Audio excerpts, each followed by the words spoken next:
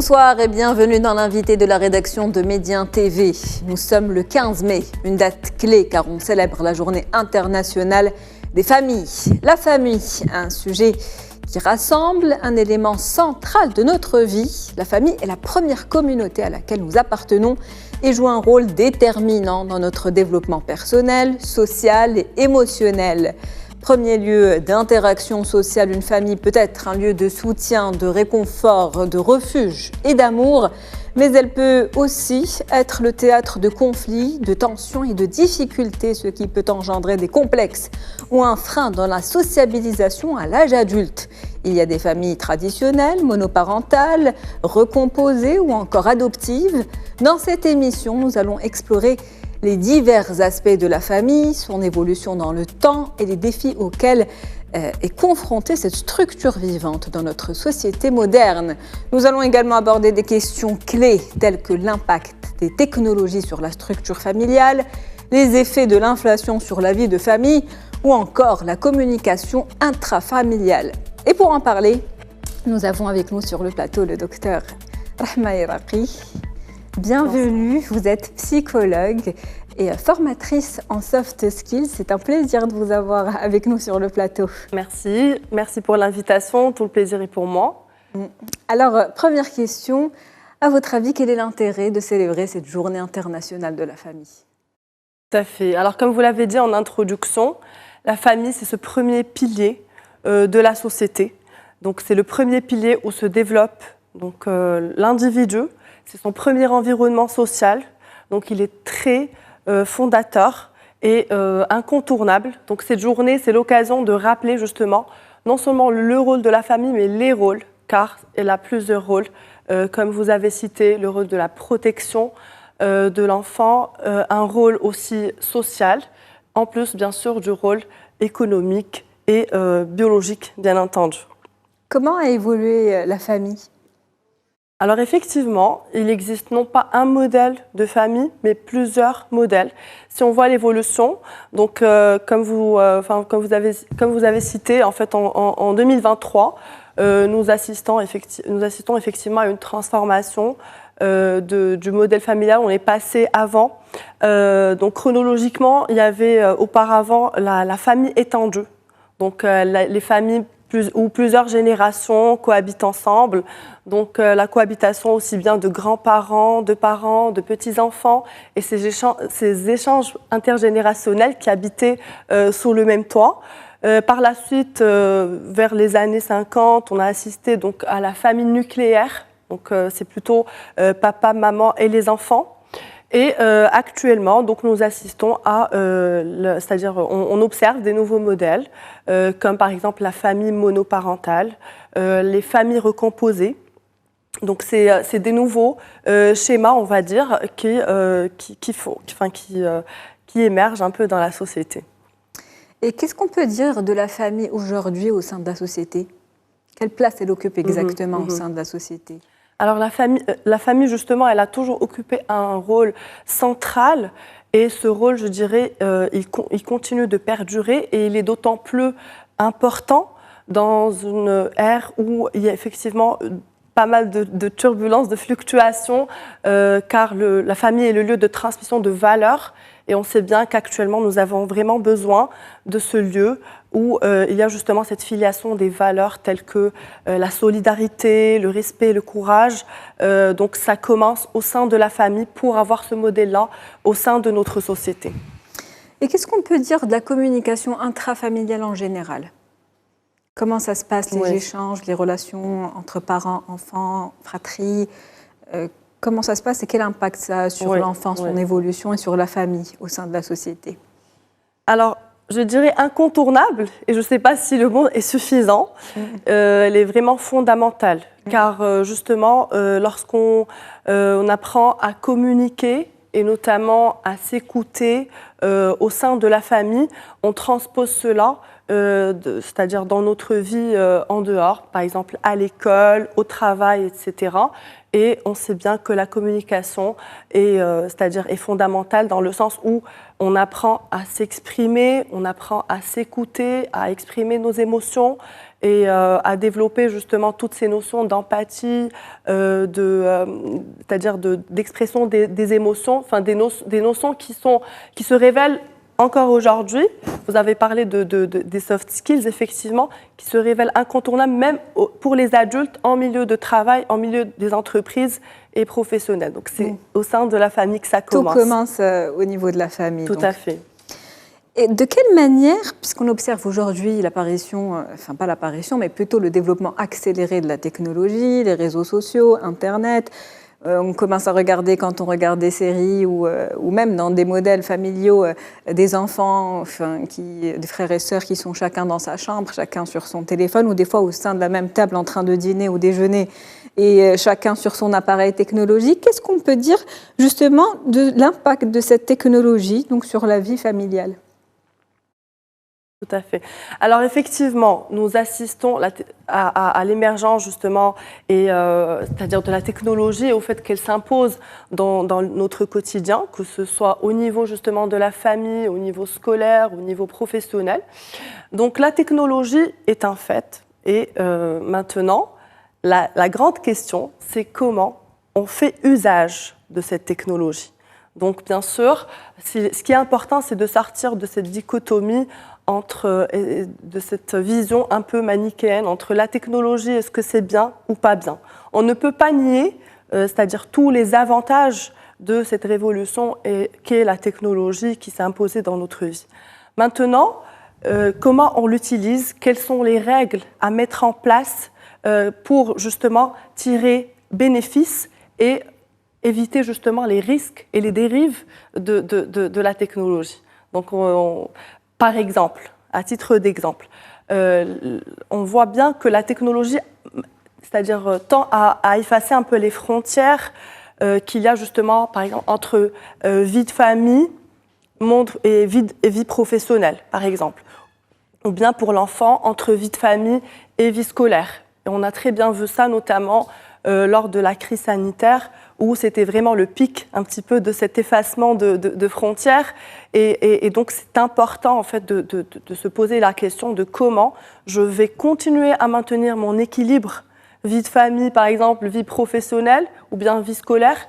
Donc, pour répondre à ça, brièvement, je dirais vraiment mettre des cadres pour chaque chose, des cadres spatiaux et des cadres temporels, ne pas justement laisser ce mélange, même si par exemple on est dans une même maison, avoir un cadre spécifique pour travailler et utiliser la technologie et un cadre pour justement ces échanges familiaux, parce qu'on voit parfois ces frontières diluées, par exemple, au sein d'un repas où on voit, si on discute par exemple en famille et en même temps chacun est sur son téléphone ou bien en train de consulter ses emails ou bien en train de...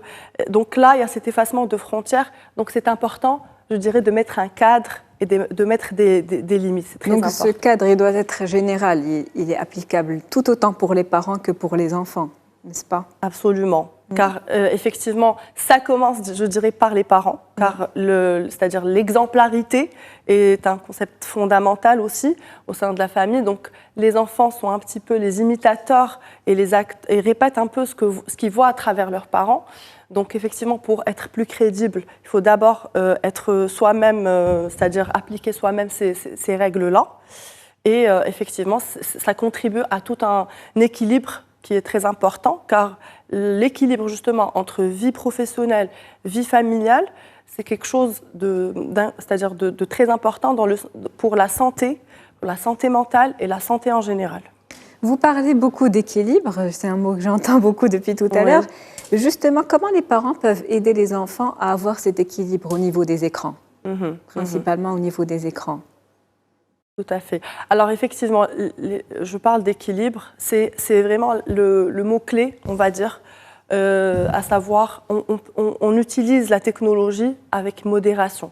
Donc pour aider justement à préserver cela, donc on revient un petit peu aux bases de la santé mentale, à savoir continuer à avoir du lien social, donc ça c'est important. Encourager son enfant à maintenir donc, au maximum ce lien social, même dans le réel notamment. Donc, maintenir aussi une hygiène de vie qui est plutôt saine, Donc, continuer à faire de l'activité physique, parce que parmi les dérives, c'est quand justement l'enfant va passer beaucoup de temps derrière un écran, il va avoir de l'énergie mal employée, et par la suite, ça pourrait se traduire par des symptômes tels qu'une hyperactivité, etc., parce qu'il n'a pas eu cette canalisation d'énergie à travers des vraies activités où il va bouger, s'exprimer, etc. Donc, maintenir ces fondamentaux, hygiène de vie, manger équilibré, dormir suffisamment, faire de l'activité physique, échanger avec ses amis, échanger au sein de sa famille. Donc, continuer d'avoir des activités dans le réel en famille, donc sortir ensemble, notamment au contact de la nature, enfin des choses comme ça qui sont très importantes. Donc, continuer à tisser des liens sociaux, donc c'est primordial. Tout à fait. On vient de parler de la technologie qui est, je pense, l'un des défis par rapport à justement la vie familiale. Quels sont les autres défis que vit actuellement ou auxquels font face plutôt les familles? Alors effectivement, il y a le défi de la technologie, il y a tout ce qui est rythme de vie en général, qu'on a vu s'est accéléré durant les dernières années. Le défi où justement la femme elle a différents rôles et l'homme aussi. Par conséquent, c'est-à-dire c'est-à-dire ces remaniements sont des défis en tant que tels, à savoir comment une maman va concilier entre justement le bien-être de ses enfants, son épanouissement personnel, pareil aussi pour le père, par exemple, au sein de la famille. Il y a aussi des défis, bien sûr, économiques. Il y a le grand sujet de l'inflation, il y a des défis bien sûr environnementaux, le changement climatique, enfin il y a plein de défis où justement cette journée est l'occasion d'en parler, d'en débattre. Oui, tout à fait. Donc, quelle place occupe aujourd'hui le conflit au sein des familles? Parce que tout à l'heure, on parlait de la communication intrafamiliale. Donc, vous avez parlé du fait d'être à l'écoute, le fait d'échanger, le fait d'être présent, et donc qu'il y ait un échange qui soit positif. Mais quand il y a des conflits, des tensions, comment ça se passe? D'accord. Alors, quand on dit conflit, alors effectivement, là, tout dépend de la manière dont on va essayer de le gérer. D'accord ? Donc, il y a des conflits qui finissent en catastrophe, comme il y a des conflits qui peuvent être salvateurs, où on va justement chercher à comprendre quels sont les tenants et les aboutissants de ce conflit, et et ça peut être vraiment l'occasion d'exprimer ce qui n'allait pas, et donc et finalement sortir avec des conclusions très constructives et très positives pour la famille. Justement, en tant que thérapeute, au Maroc, comment ça se passe pour les familles? Est-ce que quand il y a des soucis, des conflits, des tensions, est-ce qu'ils consultent? Est-ce qu'ils vont voir, par exemple, un thérapeute familial? C'est des choses qui se font ou c'est un peu tabou? Alors, je dirais qu'il y a un début de changement positif dans ce sens. C'est-à-dire qu'on assiste effectivement à, justement grâce aux médias, grâce aux réseaux sociaux, il y a une sensibilisation par rapport au rôle que peut jouer un psychologue par exemple, ou bien voilà, un psychologue au sein justement pour la famille. Et on devrait quand même faire plus que ça pour faire avancer encore plus les choses. Je dirais que de mon point de vue, il y a cette sensibilisation qui commence. C'est-à-dire, on commence à être conscient que voilà, quand l'enfant, par exemple, a un problème, eh ben, ça ne concerne rarement que l'enfant. Enfin, ça concerne rarement que l'enfant tout seul, mais plutôt, il y a les parents qui se sentent aussi impliqués. Et maintenant, le fait qu'ils viennent consulter, je dirais que c'est un premier pas et un premier grand pas. C'est déjà cette ouverture à se remettre en question, à dire voilà, il y a quelque chose qui ne va pas très bien, et moi je suis prête à faire le nécessaire pour aller vers un changement positif. Maintenant, il y a du chemin à faire, donc effectivement, j'invite, c'est-à-dire les familles, à prendre l'avis parfois d'un spécialiste. Ce n'est pas un mal, au contraire, parfois, ça permet justement de mettre des mots, M-O-T-S, sur les mots, M-A-U-X, car justement, les non-dits font encore plus mal que quand ils sont venus, c'est-à-dire quand ils viennent pour être exprimés dans un cadre de parole libre, bienveillant comme celui en consultation. Vous parliez tout à l'heure de plusieurs formes de familles qui ont émergé. Il y avait avant la famille étendue, puis il y a eu l'apparition des familles monoparentales. Maintenant, on parle de familles recomposées. Comment ça se passe pour les familles recomposées au Maroc? Que pouvez-vous nous dire là-dessus, justement? Effectivement. Alors, on n'a pas encore de chiffres exacts. Ce que je peux dire, c'est qu'effectivement, vu l'augmentation des taux de divorce depuis la nouvelle constitution, donc je rappelle que les divorces ont augmenté et se sont multipliés quasiment par 8. Ça fait effectivement que suite au divorce, des couples avec enfants peuvent décider effectivement de se marier. Enfin, des individus, chacun. On assiste à c'est-à-dire voilà, l'augmentation du nombre de familles recomposées. Maintenant, comment ça se passe? C'est du cas par cas, mais en tant que psychologue, ce que je peux dire sur la question, c'est que c'est quelque chose qui se prépare, où justement on prépare l'enfant à cette nouvelle réalité. Ça peut très bien se passer. Justement, l'enfant, il est placé où dans tout ça en général? Comment le préparer à faire la transition de la manière la plus adéquate qui soit? Oui. Alors justement, il y a tout un travail qui doit se faire en amont de cette recomposition, c'est-à-dire déjà, ça part de la séparation des parents biologiques.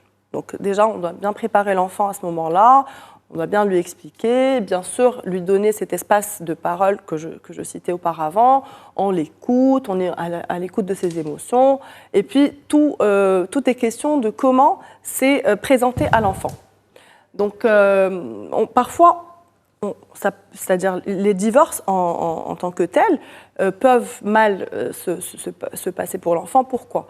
Si les parents ne prennent pas vraiment cette peine d'expliquer à l'enfant déjà qu'il n'y est pour rien. Et parfois, l'enfant il peut parfois culpabiliser si ce n'est pas bien expliqué, bien verbalisé. Et puis, parfois, l'enfant peut être instrumentalisé par rapport au conflit qu'il y a entre les parents. Absolument. Oui. Donc, ce qui est important, c'est vraiment de comprendre que l'enfant a besoin de garder une image positive et saine de ses deux parents. De ses deux parents, exactement. Et puis, on revient aux fondamentaux pour l'enfant. Donc, que ce soit en famille nucléaire ou en famille recomposée, les besoins sont pratiquement les mêmes. L'enfant a besoin d'être rassuré par rapport à sa place, a besoin d'un cadre, a besoin de limites, etc. Donc, ça peut être vécu comme un enrichissement si c'est bien, justement, verbalisé, bien expliqué et bien accompagné. Très bien, donc aujourd'hui, on célèbre la Journée internationale des familles, on l'a dit en début d'émission. Cette année, le thème qui a été retenu donc, pour cette célébration, c'est tendances démographiques et familles. Donc il faut dire qu'on est appelé à se multiplier dans le monde. On est déjà 8 milliards. D'ici 2050, on sera 9 milliards et demi. D'ici 2100, un peu plus de 11 milliards. Du coup, comment ça va se passer pour la famille, à votre avis? Comment les familles peuvent-elles se préparer et s'adapter justement à cette croissance démographique?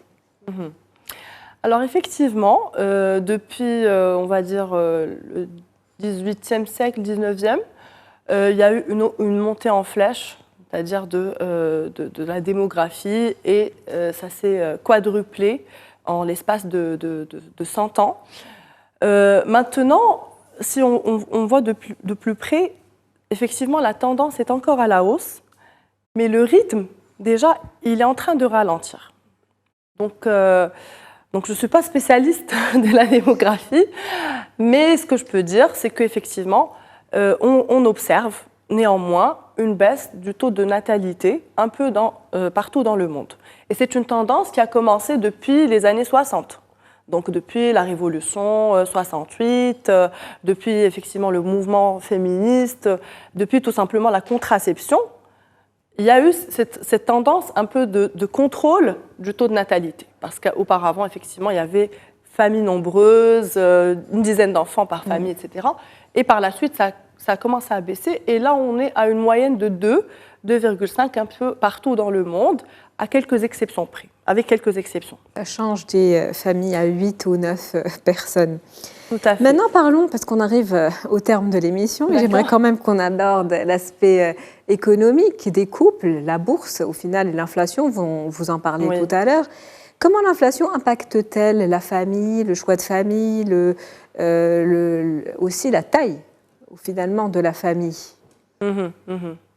Alors, ce qu'on peut observer, effectivement, c'est qu'actuellement, peut-être qu'il y a des nouveaux calculs qui se font au sein d'un couple qui se faisait peut-être moins avant, vu l'augmentation des prix de plusieurs choses. Et on assiste à cette prise de conscience, c'est-à-dire voilà, avant d'avoir un enfant, on se dit, bon voilà, combien vont me coûter, par exemple, ces frais de scolarité, combien vont me coûter le prix de ces activités parascolaires, et on fait ce petit calcul et on assiste à une prise de conscience et des choix plus consciencieux, justement par rapport au nombre d'enfants.